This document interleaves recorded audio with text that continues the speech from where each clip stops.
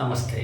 ഹരേ രാമ രാമ രാമ ഹരേ ഹരേ, ഹരേ കൃഷ്ണ കൃഷ്ണ കൃഷ്ണ ഹരേ ഹരേ, ഹരേ രാമ രാമ രാമ ഹരേ ഹരേ, ഹരേ കൃഷ്ണ കൃഷ്ണ കൃഷ്ണ ഹരേ ഹരേ, ഹരേ രാമ രാമ ഹരേ ഹരേ, ഹരേ കൃഷ്ണ കൃഷ്ണ കൃഷ്ണ ഹരേ ഹരേ.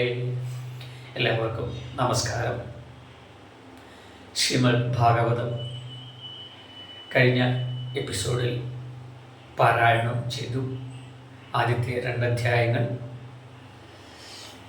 ജന്മാദ്യസ്യ തന്മയാദിതരതശ്ചാദ്വേഷവിഘ്നസ്വരാട് എന്ന ആ ഒരു ശ്ലോകത്തിലൂടെ ഭാഗവതം ആരംഭിക്കുന്നു. മുമ്പ് സൂചിപ്പിച്ച പോലെ ഏതിൽ നിന്നാണോ ഉണ്ടാകുന്നത്, ഏതിലാണോ നിലനിൽക്കുന്നത്, ഏതിലേക്കാണോ ലയിക്കുന്നത്, അങ്ങനെ ഉള്ളതും ബ്രഹ്മാവിൻ്റെ ഹൃദയത്തിൽ വേദത്തെ പ്രകാശിപ്പിച്ചതും ഒരു വസ്തുവിൽ മറ്റൊന്നിനെ ആശ്രയിക്കാതെ സ്വയമേവ പ്രകാശിക്കുന്നതുമായിട്ടുള്ള, ദേശത്തിനും കാലത്തിനും അതീതനായിട്ടുള്ളതും എല്ലാത്തിനെയും നിയന്ത്രിക്കുന്നതുമായിട്ടുള്ള, നാശമില്ലാത്തതുമായിട്ടുള്ള ആ സത്യത്തെ നമസ്കരിക്കുന്നു, സത്യത്തെ ധ്യാനിക്കുന്നു എന്ന് പറഞ്ഞുകൊണ്ടാണ് ഭാഗവതം ആരംഭിക്കുന്നത്. അതിനുശേഷം നമ്മളുടെ ജീവിതത്തിൻ്റെ യാത്ര ആ സത്യത്തിലേക്ക് എത്തലാണ് എന്ന് ബോധിപ്പിക്കുന്നു. ആ സത്യത്തിലേക്ക് എത്താനുള്ള മാർഗം ശ്രീമദ് ഭാഗവതത്തെ ആശ്രയിക്കലാണ് എന്നും ഇവിടെ ഭാഗവതത്തിൻ്റെ തുടക്കത്തിൽ തന്നെ പറയുന്നു. നമ്മളുടെ ദുഃഖത്തിന് ഉള്ളതായിട്ടുള്ള കാരണം നമ്മളുടെ മനസ്സിൽ ഉണ്ടാവുന്ന പലവിധത്തിലുള്ള വിഷമങ്ങൾ, ആദിദൈവികം, ആധ്യാത്മികം, ആദിഭൗതികം എന്നിങ്ങനെയുള്ള 3 വിധത്തിലുള്ള ദുഃഖങ്ങൾ. അപ്പോൾ ഈ ദുഃഖശമനത്തിന് ഭഗവാനെ ആശ്രയിക്കലാണ്, ഭാഗവതത്തെ ആശ്രയിക്കലാണ്. ഏവം ദുർലഭ്യവസ്തുന്യഭിസുലഭതയാ ഹസ്തലബ്ധേരഞ്ജൽ തന്വാവാച. മേൽപ്പത്തൂർ ഭട്ടതിരി പറയുന്നു, വാതരോഗം വന്നപ്പോൾ അല്ലയോ ഭഗവാനെ ഗുരുവായൂരപ്പ, അവിടുത്തെ ആശ്രയിക്കാൻ എനിക്ക് തോന്നി. എന്നാൽ ഇപ്പോൾ ദുഃഖം വരുമ്പോൾ നമുക്കൊന്നും ആ ഗുരുവായൂരപ്പനെ ആശ്രയിക്കാൻ പലർക്കും തോന്നാറില്ല. സാധാരണ പറഞ്ഞ പോലെ ശുദ്ധമായിട്ടുള്ള വെള്ളം വെച്ച് മറ്റു വിധത്തിലുള്ള പാനീയങ്ങൾ ദാഹശമനത്തിന് വേണ്ടി കുടിക്കുമ്പോൾ എന്താണ് ഉണ്ടാവുന്നത്? ആദ്യമൊക്കെ സുഖം, പിന്നീട് പല വിധത്തിലുള്ള കുഴപ്പങ്ങളാണ് ഉണ്ടാകുന്നത്.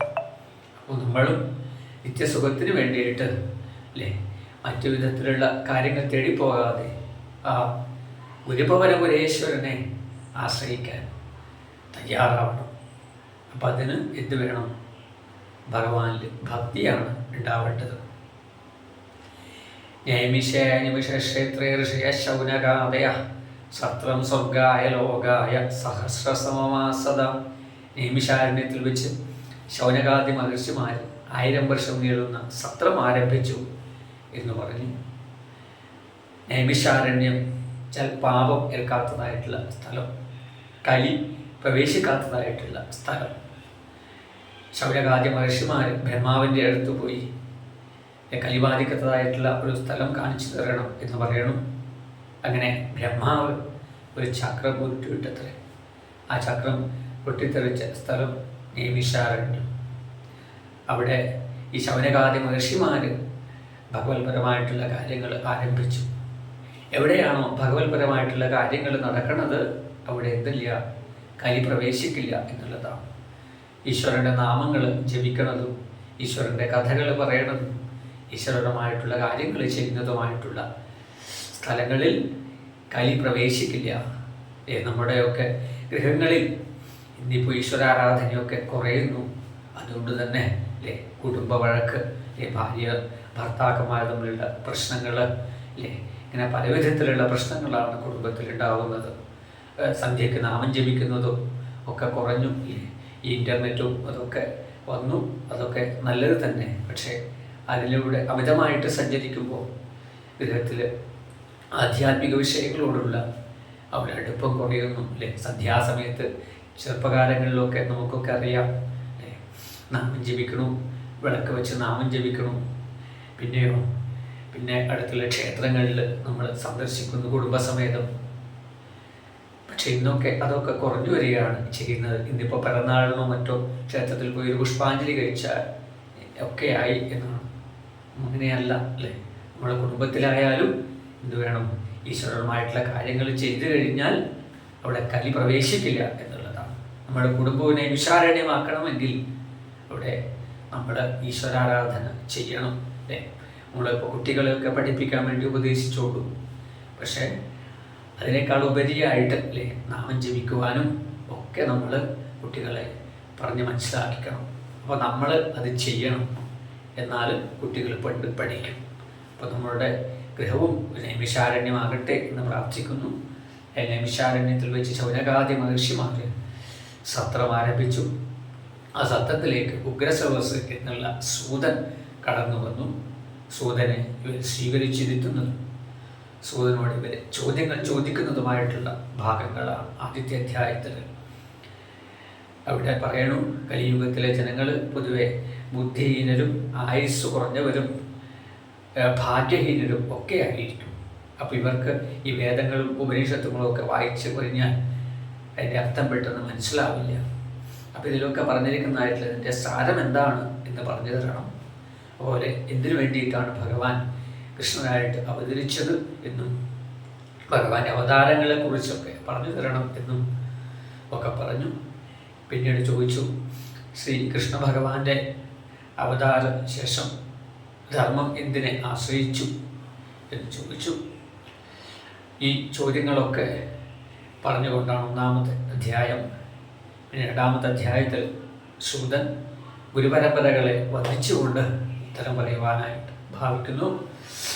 അവിടെ സരസ്വതി ദേവിയും വേദവ്യാസ മഹർഷിയൊക്കെ വന്ദിച്ചുകൊണ്ട് സൂതൻ പറഞ്ഞു. ഈ നാശമില്ലാത്തതായിട്ടുള്ള ശ്രേയസ്സിനെ കുറിച്ച് പറഞ്ഞു. നാശമില്ലാത്തതായിട്ടുള്ള ശ്രേയസ് നമുക്ക് വേണമെങ്കിൽ ഭഗവാനിലെ ഭക്തി ഉണ്ടാക്കണം. അപ്പോൾ ഈ ഭഗവാനിലെ ഭക്തി ഉണ്ടാക്കണമെങ്കിൽ എന്തു വേണം? നിരന്തരം നാമം ജപിച്ച് നമ്മളുടെ മനസ്സ് ഭഗവാനിലേക്ക് എത്തിച്ചേരണം. അതാണ് വേണ്ടത്. ബ്രഹ്മേതി പരമാത്മേതി ഭഗവാൻ ഇലിശബ്ദത്തെ, അതിൽ നമ്മൾ മനസ്സ് എത്തിക്കണം എന്ന് പറഞ്ഞു. അതായത് ബ്രഹ്മമെന്നും പരമാത്മാവെന്നും ഭഗവാൻ എന്നും പറഞ്ഞാൽ ഒന്നേ ഉള്ളൂ. ഇപ്പോൾ ഇംഗ്ലീഷുകാർ കുളത്തിൽ പോയി വെള്ളം എടുക്കുമ്പോൾ അവരെന്താ പറയുക? വാട്ടർ എന്ന് പറയും. ഹിന്ദിക്കാരാണെങ്കിലോ പാനി എന്ന് പറയും.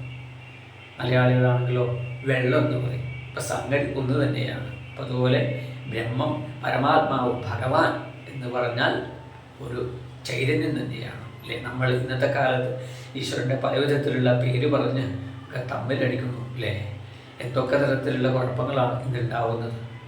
പക്ഷെ എല്ലാം ഒന്ന് തന്നെയാണ് അല്ലേ. എല്ലാ ജീവജാലങ്ങളിലുള്ള ചൈതന്യവും ഒന്ന് തന്നെയാണ് അല്ലേ. ഈശ്വരൻ എന്ന് പറഞ്ഞാൽ ഒരു ചൈതന്യമാണ്. അപ്പോൾ ആ ചൈതന്യത്തിൽ നമ്മൾ മനസ്സുറപ്പിക്കലാണ് എന്ത് നാശമില്ലാത്തതായിട്ടുള്ള ശ്രേയസ്സിന് നമുക്ക് വേണ്ടത് എന്നാണ്. അപ്പോൾ ഈ കലിയുഗത്തിലെ മനുഷ്യർക്ക് ഈശ്വരാരാധനയോടുള്ള താല്പര്യമൊക്കെ കുറഞ്ഞു വരുന്നു. എങ്ങനെയെങ്കിലും പണം സമ്പാദിക്കാനും അധർമ്മത്തിലൂടെ ആയാലും പണം സമ്പാദിക്കാനും ഒക്കെയുള്ള ഭാവമൊക്കെയാണുള്ളത്. അപ്പോൾ അവരൊക്കെ എന്താണ് വേണ്ടത്? ഈശ്വരനിൽ ഭക്തി ഉണ്ടാക്കുന്നതാണ് നാശമില്ലാത്തതായിട്ടുള്ള ശ്രേയസ്സിന് വേണ്ടത് എന്ന് പറഞ്ഞു. അപ്പോൾ ആ ഭഗവത് ചൈതന്യത്തെക്കുറിച്ചൊക്കെയാണ്, ഈശ്വരനിൽ ഭക്തി ഉണ്ടാക്കുന്നതിനൊക്കെ കുറിച്ചൊക്കെയാണ് എല്ലാത്തിലും പ്രതിപാദിക്കുന്നത് എന്നുള്ള ഭാവത്തെ. എന്നിട്ട് പറഞ്ഞു, ഭിദ്യതേ ഹൃദയഗ്രന്ഥി ഛിദ്യന്തേ സർവസംശയ. ഭഗവാനിൽ ഭക്തി ഉണ്ടാക്കി കഴിഞ്ഞാൽ നമ്മുടെ ഉണ്ടാകുന്ന കാമക്രോധ ലോപമോഹാദികളാകുന്ന ഈ കാര്യങ്ങളൊക്കെ ഇല്ലാതാവും എന്നുള്ളതാണ്. അപ്പോൾ നമ്മുടെ മനസ്സ് ശുദ്ധമായി തീരും എന്നുള്ളതാണ്. അപ്പോൾ അങ്ങനെയുള്ള ആ മനസ്സിൽ ഈശ്വര ഭക്തി ഉണ്ടായിക്കഴിഞ്ഞാൽ നമ്മളുടെ ജീവിതം ധന്യമായി തീരും. ഈ ആധ്യാത്മികമായിട്ടുള്ള വഴി എന്ന് പറയുന്നത് ആദ്യമൊക്കെ വിഷമവുമാണ്. പിന്നീട് നിരന്തരം അതിൽ നമ്മുടെ മനസ്സ് മുഴുകും. പിന്നീട് ഇതിലപ്പുറം സുഖം വേറൊന്നില്ല എന്ന് തോന്നും. എന്നാൽ ലൗകികമായിട്ടുള്ള കാര്യങ്ങളും ആദ്യമൊക്കെ അതിൽ മുഴുകിക്കഴിഞ്ഞാൽ നമുക്ക് സുഖം തോന്നും. ഇതിലപ്പം വേറൊന്നുമില്ല എന്ന് തോന്നും. പിന്നീടാണ് വിഷമം. കാലിനൊരു ചൊറി വന്നു കഴിഞ്ഞാൽ അത് മാന്താൻ വലിയ സുഖമാണല്ലേ. പിന്നീട് എന്താ ഉണ്ടാവുക? വലിയ വേദന ഉണ്ടാവും. അതുപോലെയാണ് ആധ്യാത്മികവും ലൗകികവുമായിട്ടുള്ള ജീവിതത്തിലെ വ്യത്യാസം. അപ്പോൾ ഏതായാലും അങ്ങനെ ഉള്ളതായിട്ടുള്ള കാര്യങ്ങൾ പറഞ്ഞു. നാശമില്ലാത്തതായിട്ടുള്ള ശ്രേയസ്സിന് ഈശ്വരനെ ആശ്രയിക്കലാണ് എന്ന് പറഞ്ഞു 2ാമത്തെ അധ്യായത്തിൽ. പിന്നീട് വീണ്ടും ശൗനകാദി മഹർഷിമാർ സൂതനോട് ചോദ്യങ്ങൾ ചോദിക്കുന്നു. ആരുടെ പ്രേരണയാലാണ് ശ്രീ വേദവ്യാസ മഹർഷി ശ്രീമദ് ഭാഗവതം രചിച്ചത് അല്ലെങ്കിൽ വിപുലീകരിച്ചത് ചോദിച്ചപ്പോൾ ശ്രീനാരദ മഹർഷിയുടെ പ്രേരണയാലാണ് എന്ന് പറഞ്ഞ് അങ്ങനെ വ്യാസനാരദ സംവാദവും ഒക്കെ അങ്ങോട്ട് വർണ്ണിക്കുന്നു. എല്ലാവരെയും ഭഗവാൻ അനുഗ്രഹിക്കട്ടെ. നാരായണ നാരായണ നാരായണ നാരായണ നാരായണ നാരായണ രാധാ ഗോവിന്ദ. കല്ലു വേണോ നീല നീറം കോലും നല്ല കല്ലു വേണോ മല്ല വൈരി പേരോലുന്ന കല്ലു വേണമോ. നാരായണ നാരായണ നാരായണ നാരായണ നാരായണ നാരായണ രാധാ ഗോവിന്ദ. ഏവം പരരക്ഷയ്ക്കായി കല്ലു വിൽക്കും ജോലിക്കെന്നെ ഭാവസുനോ ദേശം തോറും ചുറ്റിപ്പിക്കുമോ. നാരായണ നാരായണ നാരായണ നാരായണ നാരായണ നാരായണ രാധാ ഗോവിന്ദ. എല്ലാവരെയും ഭഗവാൻ അനുഗ്രഹിക്കട്ടെന്ന് പ്രാർത്ഥിച്ചുകൊണ്ട് ഈ ഒരു ഭാഗത്തെ ഇവിടെ സമർപ്പിക്കുന്നു. ഹരേ നമഃ.